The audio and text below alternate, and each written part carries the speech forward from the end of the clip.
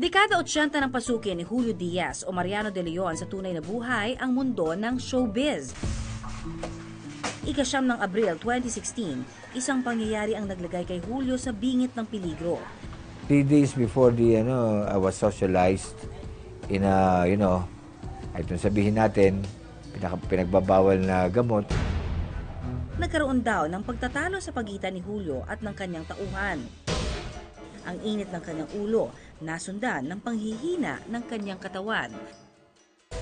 Ang akala niyang simpleng sama ng pakiramdam, may seryoso na palang dahilan. Nagkaroon siya ng kondisyon na kung tawagin ay brain aneurysm. Naging kritikal ang kalagayan ni Julio sa Intensive Care Unit o ICU dahil sa pagputok ng kanyang aneurysm.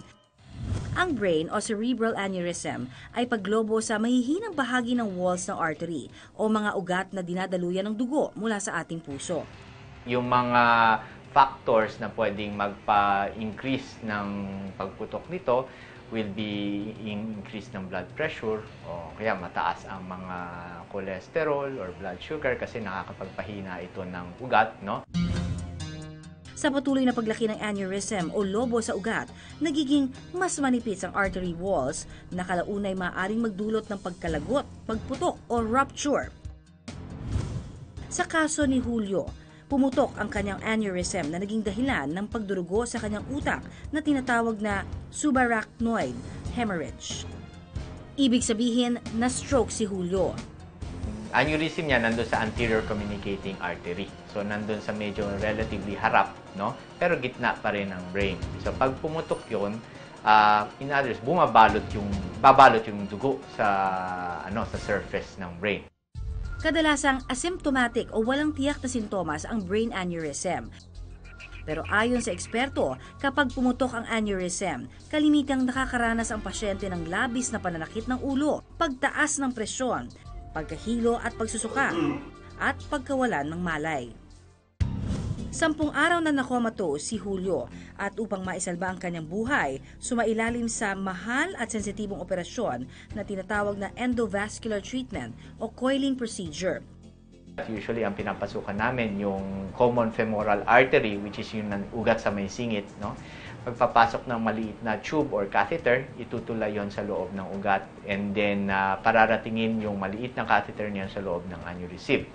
Pag nasa loob ka na ng aneurysm, maglalabas ako ng coil through yung catheter na yon para barahan yung aneurysm from the inside, para hindi na rin pasukan ng dugo. Ayon sa pag-aaral, karamihan sa mga nagkakaroon ng aneurysm ay yung mga nasa edad 35 hanggang 60, pero maging ang mga bata ay hindi rin ligtas dito.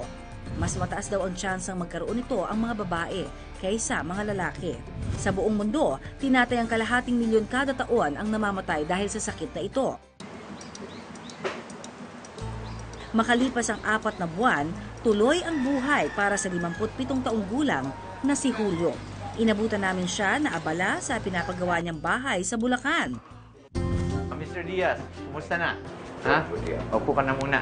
Okay. Payo ng doktor kay Julio, dapat ay ituloy-tuloy na niya ang pagtalikod sa kanyang mga naging bisyo. Siniguro rin ni Julio ang pagkain ng wasto at ang regular na pag-inom ng gamot. Tuluyan na rin daw niyang tatalikuran ang unhealthy lifestyle na siyang ugat ng kanyang aneurysm.